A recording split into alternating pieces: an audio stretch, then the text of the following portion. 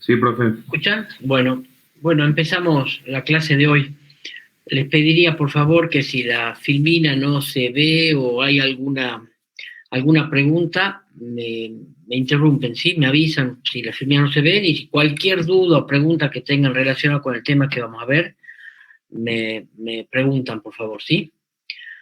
Bueno, eh, como yo siempre les digo, vamos desarrollando este contrato de trabajo desde que nace hasta que muere. Hemos visto qué es el contrato de trabajo, la relación de trabajo, los elementos, sujeto, objeto, forma, la prueba. Hemos visto que ese contrato generaba derechos y obligaciones para el trabajador y para el empleador. Hemos visto las distintas modalidades del contrato de trabajo. Hemos visto lo que es jornada, los descansos, salario. Y nos quedan básicamente tres temas importantes. Una son la suspensión de ciertos efectos del contrato de trabajo, la extinción del contrato de trabajo y el trabajo de mujeres y menores. Hoy vamos a ver entre hoy y el día viernes. El viernes termina con Cecilia la última parte de suspensión. Vamos a ver la suspensión de ciertos efectos del contrato de trabajo. Puede suceder que el contrato de trabajo durante su vigencia sufra alguna de las causales establecidas expresamente por la ley, por las cuales el contrato no se va a extinguir, sino que va a continuar vigente, pero hay determinados efectos u obligaciones u derechos que se van a suspender temporariamente, ¿sí? Entonces tengan en claro siempre que acá, en la suspensión de ciertos efectos, no se extinguió el contrato de trabajo sigue vigente, pero hay determinados efectos, derechos y obligaciones que quedan latentes. No existe obligación y o carga de cumplirlos, ¿sí? La primer causal de suspensión de ciertos efectos del contrato de trabajo es la existencia de los llamados accidentes o enfermedades inculpables. El accidente de enfermedad inculpable es un hecho determinado que afecta a la salud del trabajador y por lo tanto no puede prestar servicio, no puede cumplir con su tarea, ¿sí? Es muy importante que acá ustedes distingan entre el accidente y enfermedad inculpable y el accidente y enfermedad del trabajo. El accidente y enfermedad del trabajo lo vamos a ver cuando veamos seguridad social en la última parte de la materia. El inculpable se refiere a que el accidente o la enfermedad que padece un trabajador no tiene como causa el trabajo, ¿sí? Puede ser cualquier accidente o enfermedad que me impida a mí prestar servicios, pero que no tiene como causa el trabajo. Si el accidente o enfermedad es inculpable, se aplica el régimen de la Ley de Contrato de Trabajo, artículo 208 al 212. Si el accidente o enfermedad es culpable, es decir, tiene como causa y consecuencia el trabajo, se va a aplicar el régimen de la Ley de Riesgos del Trabajo. ¿Sí? ¿Entienden la diferencia? ¿Sí? ¿Y qué se suspende acá? Como causa del accidente o enfermedad, el trabajador no puede prestar tareas, no puede prestar servicios. ¿Qué se suspende? La obligación del trabajador de prestar servicios. ¿Sí? ¿Y el trabajador va a tener derecho a percibir la remuneración? Sí. En un principio sí y después no. Ya vamos a ir viendo. Entonces, el artículo 208 establece que cuando estamos frente a un accidente o enfermedad inculpable, el trabajador va a tener derecho a percibir una remuneración de acuerdo a su antigüedad y de acuerdo a sus cargas de familia. Así dice, va a tener derecho a percibir durante los 3 primeros meses si la antigüedad fuese menor a 5 años y de 6 meses si la antigüedad fuese mayor a 5 años. Y si tiene cargas de familia, este plazo se va a extender al doble. En caso que la antigüedad sea menor a 5 años, en vez de 3 meses va a tener derecho a percibir la remuneración durante el plazo de 6 meses y en el caso que la antigüedad sea mayor a 5 años, va a tener derecho a percibir la remuneración durante el plazo de 12 meses o un año. ¿Sí? Entonces, tengan en cuenta accidente o enfermedad inculpable. ¿Ustedes quieren algún ejemplo? Por ejemplo, un accidente jugando al fútbol, un accidente de tránsito, un accidente realizando tareas de jardinería, una enfermedad como puede ser la hepatitis, la gripe, cualquier tipo de enfermedad, pero insisto, o accidente que no tiene como causa el trabajo. Se suspende la obligación de prestar tareas por parte del trabajador y tiene derecho a percibir remuneración de acuerdo a, la antigüedad y de acuerdo a si tiene o no cargas de familia. Si la antigüedad es menor a 5 años, con cargas de familia 6 meses, sin carga de familia 3 meses. Si tiene una antigüedad mayor a 5 años, va a tener derecho a percibir una remuneración de 6 meses si no tiene carga de familia y de 12 meses si no tiene, si tiene carga de familia, ¿sí? ¿Qué remuneración se va a pagar? Se va a pagar la misma remuneración que se venía pagando. No puede haber un pretexto de este accidente de enfermedad culpable que el empleador diga, no, bueno, yo no soy responsable de este accidente de enfermedad, es una causa ajena al trabajo, yo en vez de pagarte el 100% de remuneración, te voy a pagar el 50, el 60, el 70 más. La remuneración se tiene que venir pagando de la misma manera como se venía pagando al momento de la interrupción. ¿Sí? ¿Me siguen? ¿Alguna duda? No, profe. ¿No? Bueno. Ustedes conocen lo que se llama recidiva de enfermedades crónicas. La recidiva de enfermedades crónicas es cuando la enfermedad es una enfermedad que yo padezco generalmente en forma crónica durante toda la vida y la recidiva es la nueva manifestación.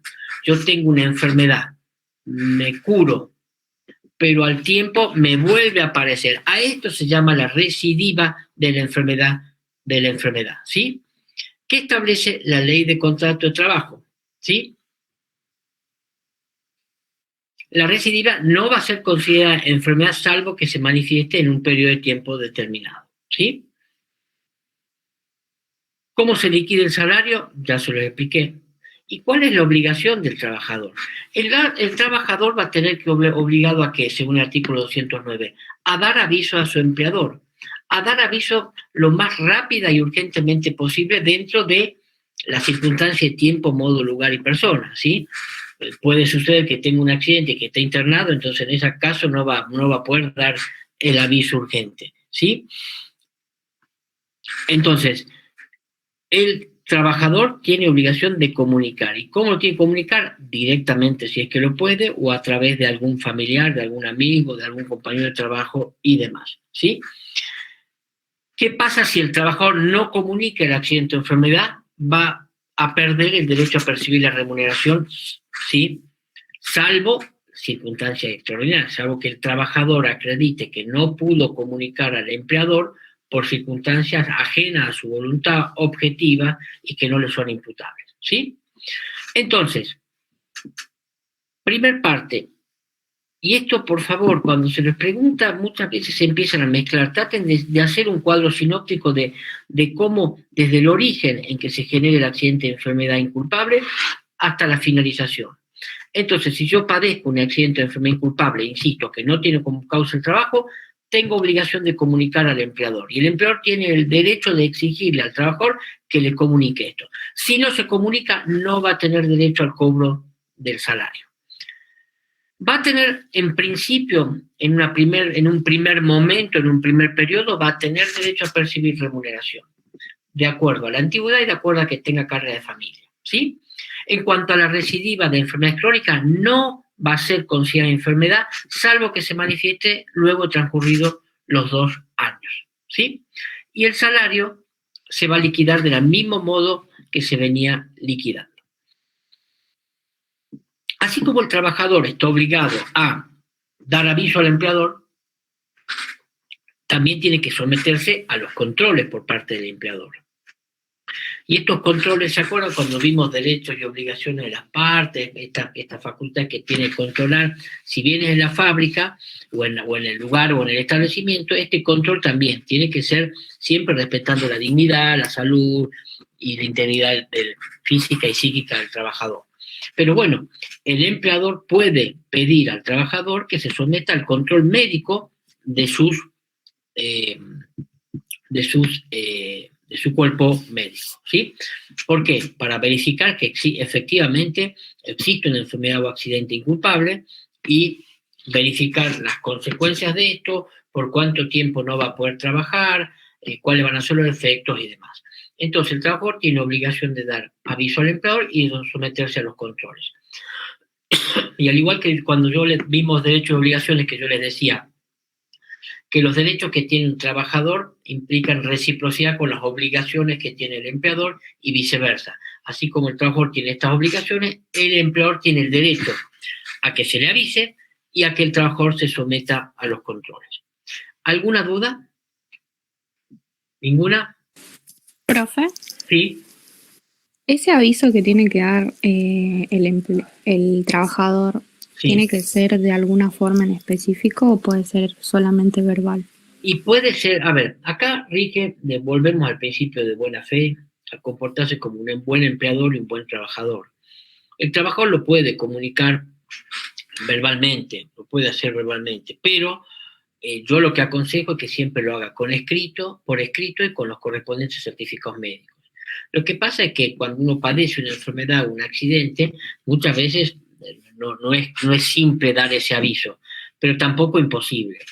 Yo puedo comunicarlo telefónicamente o por correo electrónico o por un mensaje hoy como se utiliza tanto el WhatsApp y luego pasarle al empleador, enviarle la notificación por escrito con el certificado médico correspondiente, ¿sí?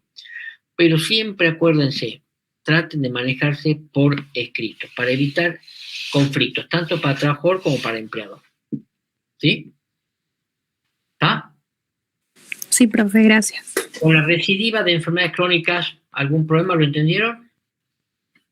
¿Sí? Bueno. ¿Qué pasa una vez que se vencen el plazo de 3 o 6 meses o de 6 y 12 meses, de acuerdo a que se tenga carga o no familia, en donde hay un periodo en donde yo, como causa y consecuencia de la enfermedad o accidente, no puedo trabajar, pero recibo el pago de la remuneración? Vencido ese plazo y el trabajador no está en condiciones, como causa y consecuencia del accidente o enfermedad inculpable, de volver a prestar servicios, entonces viene un periodo de 1 año de conservación del empleo. ¿Sí? Entonces, vencido el plazo de licencia paga, insisto, los 3 o 6 meses, o 6 o 12 meses, viene el periodo de conservación del empleo. El periodo de conservación es por 1 año, se conserva el empleo en razón de que el trabajador no esté en condiciones de volver a prestar tareas, de prestar servicio, realizar su trabajo, y en este periodo no se paga salario. ¿Sí? ¿Qué pasa cuando vence este año? Por eso yo al principio les decía, traten de hacerse un cuadrito sinóptico y sigan cronológicamente qué va pasando. ¿Qué pasa si vencido el plazo de 1 año?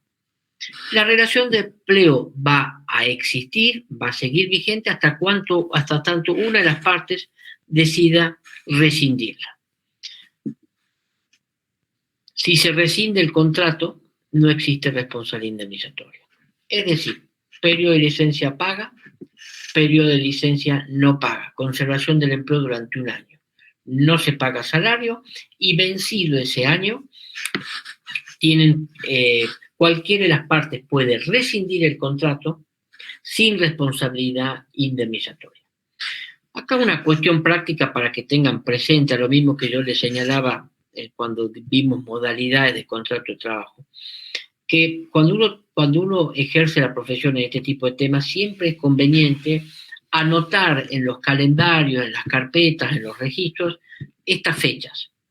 Es decir, el empleador inicia hoy el periodo de conservación del empleo de 1 año, tiene que anotarse que el 22 de septiembre del año 2022 finalice ese periodo. Y el 23 ya puede enviar una carta documento rescindiendo el contrato.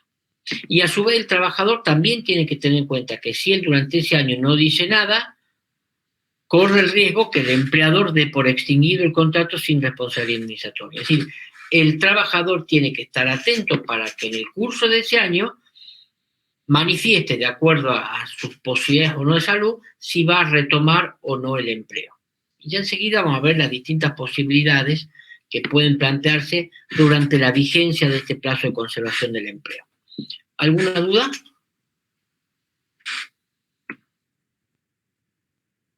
No, profe. Bueno, entonces vimos periodo de licencia paga, conservación del empleo. ¿Qué sucede si durante este plazo de conservación del empleo el trabajador está en condiciones de volver a trabajar? Y acá hay distintos supuestos. El primer supuesto, en el cual el trabajador está en condiciones de volver a trabajar y en las mismas condiciones, no tiene ningún tipo de incapacidad o limitación en su salud física o psíquica. En este caso, el contrato de trabajo va a continuar su curso, se extinguió la causal de suspensión de ciertos efectos y todo sigue normalmente. ¿Qué sucede si el trabajador está en condiciones de volver a su trabajo, pero no puede cumplir las mismas funciones o tareas que venía desempeñando, por cuanto tiene una disminución en su capacidad laboral? Entonces, el primer supuesto es que el trabajador se curó, está sano y puede volver a desempeñar las tareas que siempre desempeñaba, no hay ningún problema, se extinguió la causal de suspensión de este efecto del contrato de trabajo y el contrato continúa vigente. Segunda causal, en donde el trabajador, la primera causal no está en el artículo 212, pero hace a la lógica del razonamiento, ¿sí? La segunda causal es que el trabajador, como causa y consecuencia del accidente de enfermedad inculpable, tiene una disminución en su capacidad laborativa y como consecuencia de eso no puede prestar las tareas o funciones o servicios que venía desempeñando. En este caso se van a dar estos supuestos. El empleador tiene la obligación de asignarle nuevas tareas de acuerdo a su nueva capacidad sin disminución de su trabajo. Es decir, el empleador va a tener que asignarle nuevas tareas al trabajador. Estas tareas tienen que ser acorde a su nueva capacidad laborativa, de acuerdo a su incapacidad, ¿sí? Y no le puede disminuir el salario. Es decir, el empleador no puede decir, mire, ¿sabe qué? Como usted no puede seguir prestando las tareas que venía desempeñando, yo le voy a asignar unas nuevas, pero no es responsabilidad mía, porque estamos frente a un accidente enfermo y culpable, yo le voy a disminuir el salario. No se puede disminuir el salario. E insisto, grábense, tengan en cuenta, como vieron con Cecilia y como vemos con cada uno de nosotros, siempre cuando apliquen el derecho al trabajo, los principios generales del derecho al trabajo. Tengan en cuenta que estamos frente a normas de orden público, que no podemos decir, no, bueno, yo hago lo que quiero, lo que quiero. No, está limitado el principio de autonomía de la libertad por este principio protector del derecho al trabajo.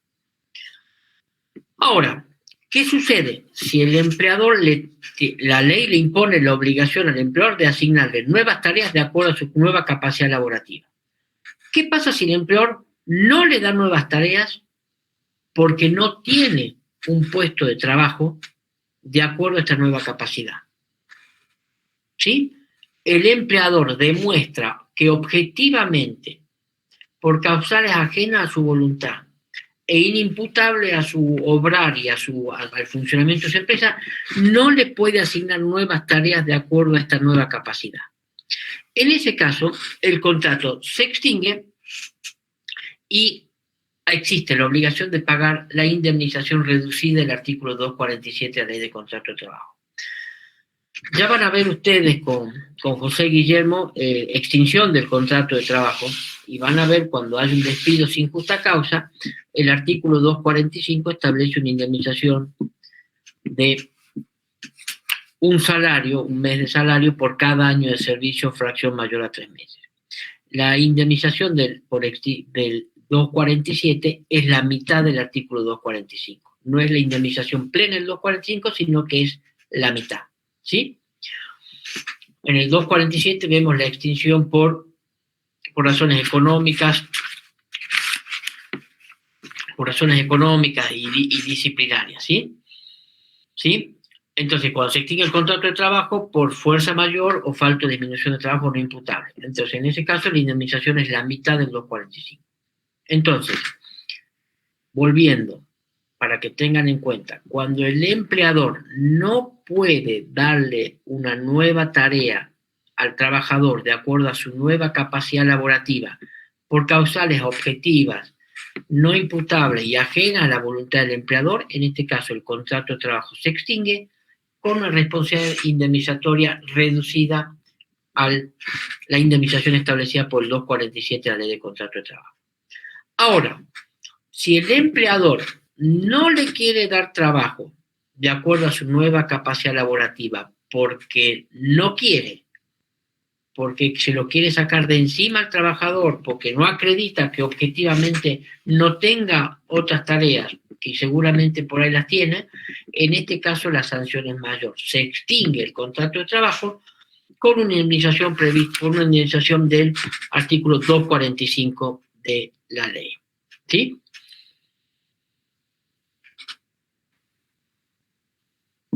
¿Me siguen hasta ahí? Entonces, vigente el plazo de conservación del empleo, del accidente o enfermedad, el trabajador puede volver a trabajar con la misma capacidad que venía teniendo, o puede volver a trabajar con una capacidad laborativa reducida, porque la enfermedad del accidente le produjo una disminución en su capacidad laborativa. Y se le tienen que dar tareas de acuerdo a esta nueva capacidad. Y se dan dos supuestos. Cuando el empleador no puede darle una nueva tarea por causales objetivas, no imputables y ajenas a su voluntad, el contrato de trabajo se extingue con una indemnización reducida del 247 de la Ley de Contrato de Trabajo. Si el empleador no le da trabajo porque no quiere, porque en síntesis se lo quiere sacar de encima por el accidente o enfermedad, en este caso la indemnización es el 245 de la Ley de Contrato de Trabajo. ¿Y qué pasa?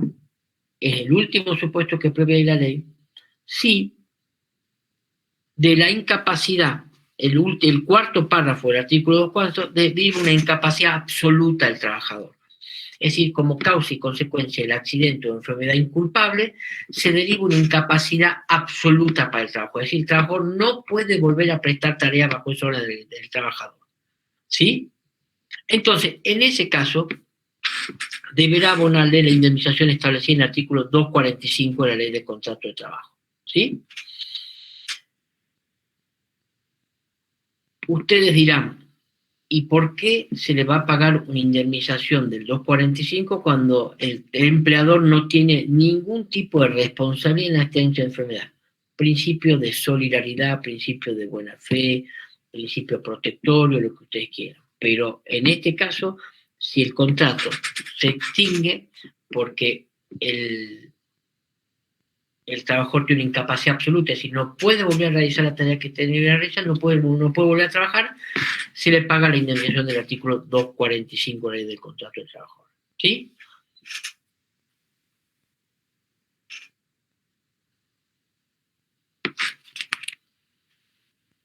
Situación de despido del artículo 213. ¿Qué sucede si en cualquiera de estos plazos, ya sea por licencia paga o licencia que no está paga o conservación del empleo, el empleador lo despide al trabajador? En este caso, si el empleador lo despide al trabajador, el trabajador va a tener derecho a reclamar no solamente la indemnización por despido, sino también los salarios caídos durante todo el periodo faltante. ¿Sí? A su vez, en cuanto al despido, no nos dan los tiempos para explicarlos y demás, pero hay unas figuras nuevas que en principio están regulados, hoy no, y hoy son más de creación por parte de los con la sentencia de los tribunales del trabajo, el despido discriminatorio, en donde aparte de la indemnización por despido del 245, el pago de los salarios caídos, algunos tribunales admiten cuando el despido se realiza por una causal de discriminación, yo te despido porque vos no me servís más por el accidente, por la enfermedad, por lo que fuese, a su vez una indemnización agravada por daños y perjuicios. ¿Sí? ¿Alguna duda con esta primera causal de suspensión de ciertos efectos? ¿Alguna pregunta? ¿Ninguna? No, profe.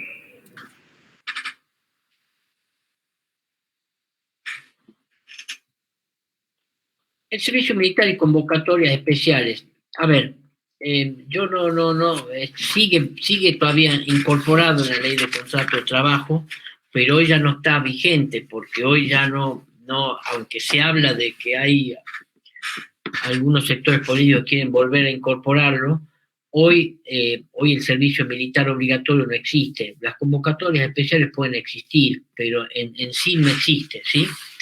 El artículo 114 de la Ley de Contrato de Trabajo establece que cuando hay servicio militar, que no es obligatorio en la Argentina, antes era obligatorio, no sé si ustedes sabían o no, antes a los 18 años había un sorteo y uno tenía la obligación de prestar servicio militar durante un determinado tiempo. O hubo convocatorias especiales, que esas sí existen, puede existir a cualquier ciudadano, se lo puede llegar a convocar por una guerra, por alguna cuestión de seguridad nacional. Entonces, en ese caso, ¿qué pasa con el trabajador que está prestando tareas o está con una relación o un contrato de trabajo? ¿Sí? En este caso se suspende ¿qué? La obligación del trabajador de prestar tareas. ¿Por qué? Porque está en el servicio militar o está en la convocatoria especial. ¿Sí? Entonces, ¿qué tiene que hacer el empleador? El empleador le tiene que conservar el empleo. ¿Sí? Le tiene que conservar el empleo desde el inicio de la convocatoria y movilización hasta 30 días después de extinguido el servicio. ¿Sí? Cómputo de la antigüedad, entonces me convocan a mí al servicio militar o a la convocatoria especial, a partir de ahí se suspende la obligación de prestar tareas, me conservan el contrato, me conservan el puesto de trabajo hasta 30 días después de finalizada y se me computa la antigüedad. Es decir, todo ese periodo que yo estoy en el servicio militar de 1 o 2 años, la convocatoria especial por X cantidad de meses o años, se me computa como antigüedad. ¿Y cuál es la característica? No percibo remuneración. Es una licencia sin goce de salarios. ¿Sí? Entonces, la primer causal de suspensión, accidente o enfermedades inculpables. Hay un periodo donde se paga salario y otro periodo que no. Vemos que en esa causal hay obligaciones que se suspenden, obligaciones, cargas o deberes. En el servicio militar o convocatorias especiales, también se suspende la prestación de tareas, se me computa la antigüedad y no percibo remuneración. Situación de despido o reincorporación. Con respecto a la situación de despido o reincorporación, es la misma situación que planteamos respecto del accidente o enfermedad inculpable. Es decir, si yo no me reincorporo dentro de los 30 días, puedo dar extinguido el contrato de trabajo. Pero si el empleador me despide durante el plazo de conservación del empleo o vencido el plazo de convocación dentro de los 30 días, no me convoca a prestar tareas, no me da ocupación efectiva, esta obligación, acuérdense, voy a tener derecho a ponerme el trabajador en una situación de despido. Es decir, si el empleador no reincorpora al trabajador o durante el periodo de conservación de empleo lo despide, va a tener el trabajador el derecho a cobrar las indemnizaciones por despido injustificado del artículo 245 de la Ley de Contrato de Trabajo.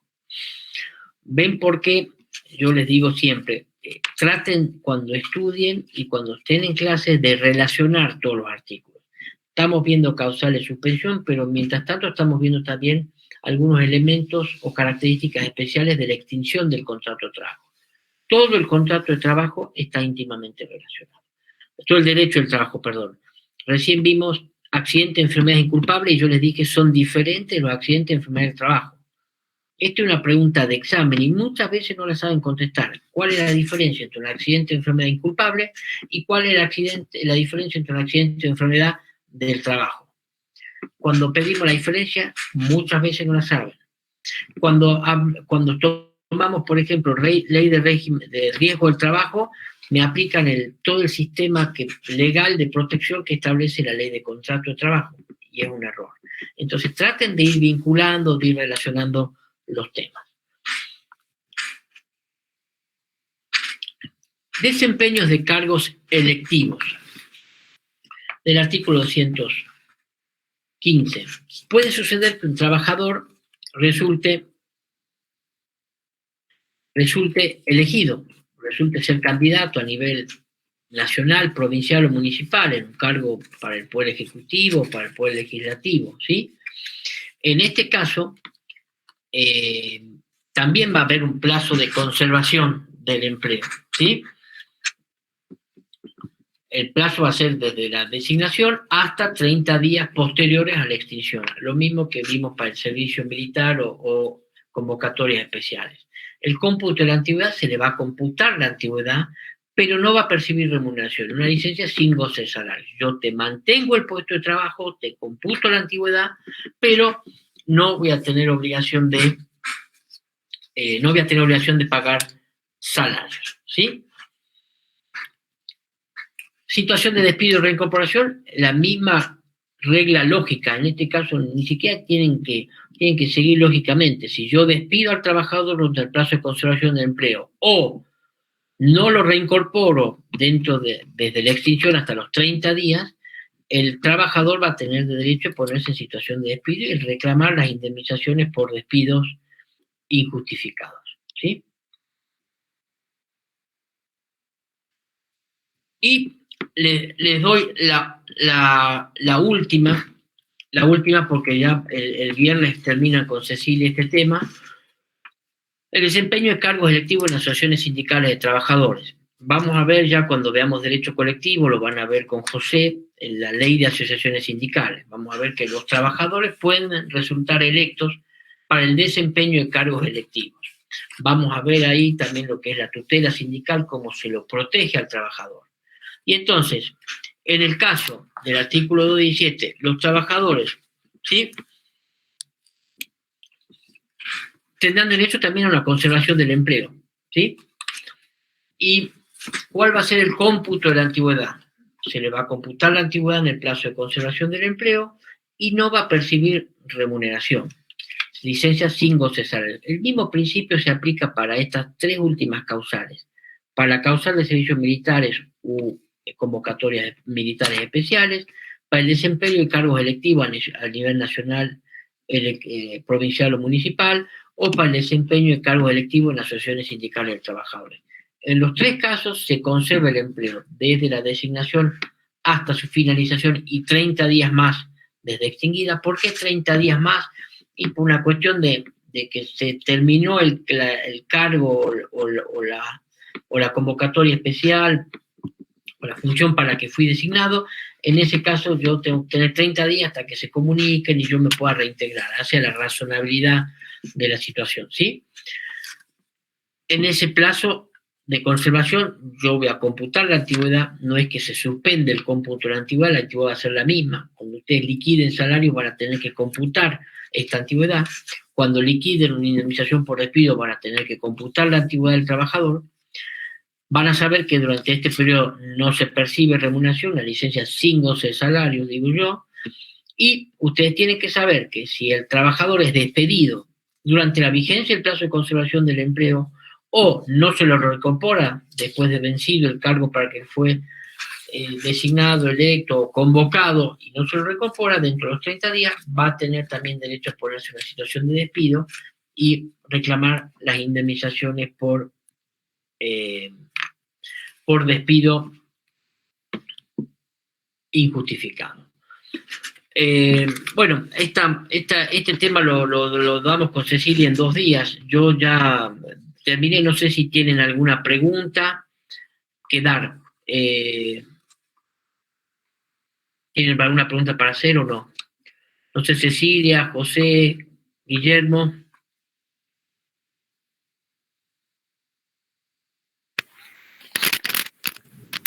Ahora están todos callados. El lunes todos sí, tal preguntaban. cual. Me siento solo.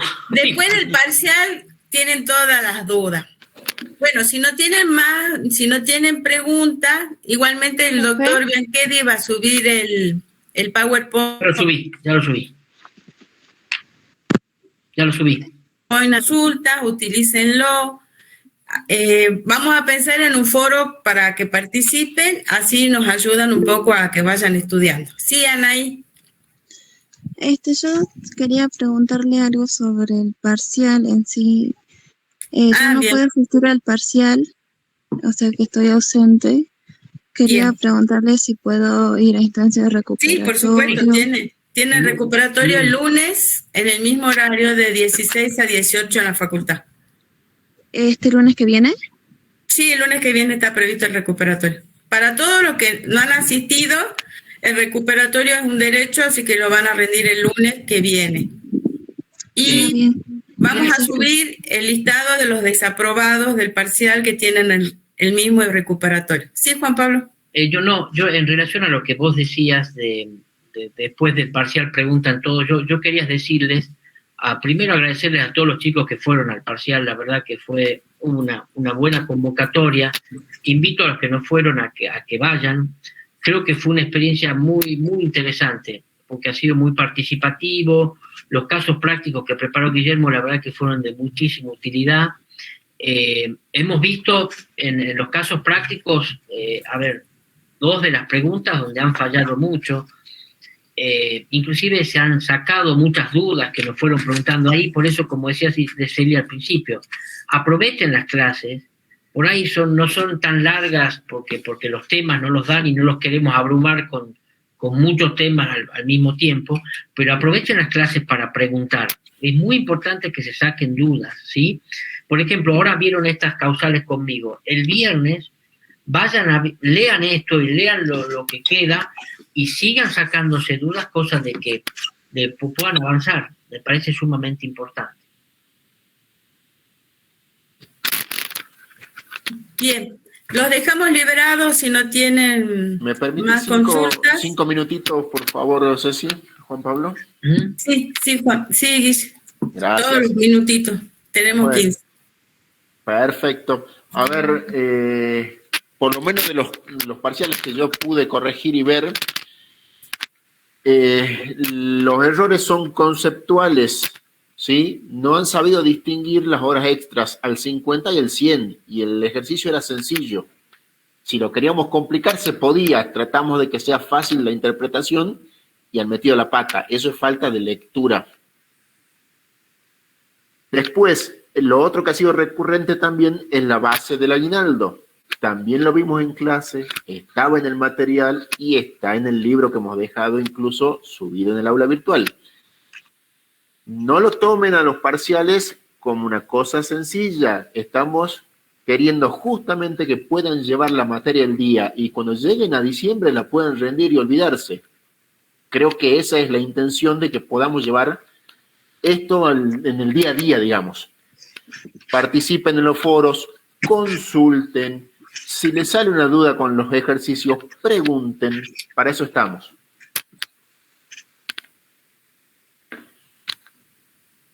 Sí, ahondando con lo que dice Guillermo, lo que yo he visto en los parciales también son errores de falta de atención. Por ejemplo, cuando se decía, calcúlese la antigüedad a un 2% anual y la consigna decía 5 años de antigüedad, la mayoría puso 1 año de antigüedad, el 2%. Eso es falta, digamos, de haber leído la consigna.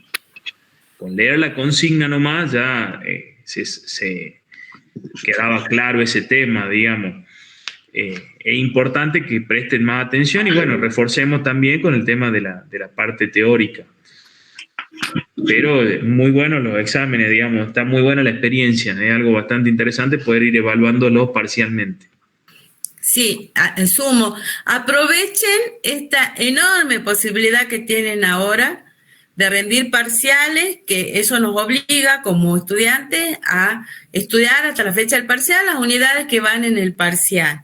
Porque eso a fin de año va a significar que ustedes tengan estudiado el programa de clase y puedan rendir con suficiencia un examen final, porque no se olviden que cuando terminen de cursar, los que cursaron con el nuevo plan de estudio van a rendir de forma práctica y teórica la materia, porque es una materia teórico-práctica y en esto ya no hay vuelta atrás. Tenemos otro régimen de cursado, otro régimen para rendir. Y esta es la oportunidad que ustedes tienen para sacarse todas las dudas. desde el aula virtual, en los foros, los invitamos a que participen, porque si tienen dudas, implica que están estudiando, están leyendo la materia. Bueno, las dudas las pueden manifestar en esos foros para que nosotros los podamos acompañar también en el estudio ese que hacen en su casa, solos, ya sin el docente frente a al MIT en este caso, porque bueno, no tenemos presencialidad. Pero es una forma también de acercarlos a ustedes a la materia y que ustedes se sepan que cuentan con nosotros para las consultas, ¿no? Bueno, estamos agobiados con suspensiones, así que nos vemos el viernes, si Dios quiere. Bueno, gracias. Hasta luego, que estén bien. Chao, hasta luego. Nos vemos.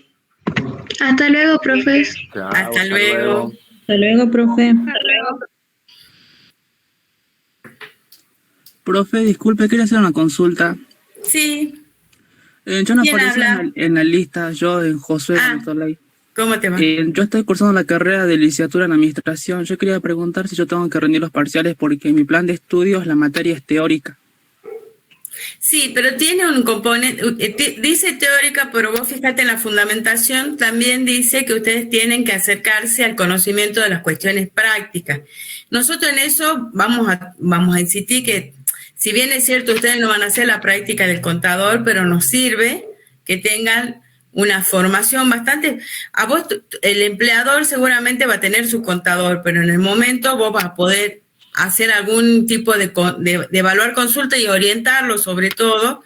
Obviamente no le vas a liquidar los haberes ni vas a liquidar las horas extras, pero en el momento de la cursada nosotros estamos exigiendo que tengan las mismas competencias que los otros alumnos. Estamos en un ciclo básico. Sí, profe, yo quería decirle que yo le envié un mensaje a usted porque yo no aparecía en la lista y tampoco aparecía en la lista actualizada, por eso no fui a rendir el parcial. Ah, qué macana. Y yo hice lo Sí. práctico y participé también. Tenés que, sí, estás con la asistencia, todo. Tendrías que incorporarte al recuperatorio del lunes. Yo creo que te contesté en el foro, en el mensaje que vos mandaste por el aula virtual. Yo te lo respondí. Sí, tengo muy presente tu apellido y tu duda. Entonces tendrías que ir el lunes al parcial. Bien, tengo que ir el lunes entonces, ok. De 16 a 18 en la Facultad de Ciencias Económicas. Gracias, profe. De nada, que estén bien. Profe, ¿se grabó la clase de hoy? Sí, por supuesto. Después la subimos al aula. Bueno, gracias. De nada.